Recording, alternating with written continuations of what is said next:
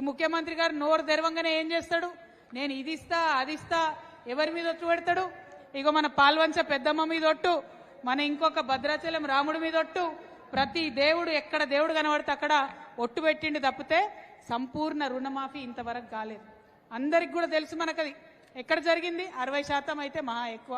ఏనాడు కూడా రైతు బంధు, ఇప్పుడు 3 ఎకరాల మీదోళ్ళకి ఎవరు పడ్డది రైతు బంధు? పడలేదు. కానీ ఏం అడగలేని పరిస్థితి. ఇవాళ 2000 ఉన్న పెన్షన్ 4000 చేస్తామన్నారు, ఎక్కడ కూడా చేయనటువంటి పరిస్థితి. మరి మా ఆడబిడ్డలు ఇంత పెద్ద ఎత్తునున్నారు, ఇక్కడ ఏం చెప్పిండ్రు? మనకు 2500 రూపాయలు ఇస్తాం రాగానే కేసీఆర్ షాదీ ముబారక్ అంటే 1,00,000 ఇచ్చి చేతులు దులుపుకుంటున్నాడు. నేనైతే కాంగ్రెస్ పార్టీ అధికారంలోకి వస్తే తులం బంగారం ఇస్తా అని చెప్పిండు.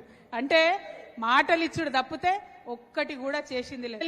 నిన్న మొన్న మన నాయకులు ఏం చేసిండ్రు? నువ్వు ఇది ఇస్తా అన్నావు అది ఇస్తా అన్నావు, సవాల్ చేసినావు, చర్చకు రా అంటే తోక ముడిచి పారిపోయిండు.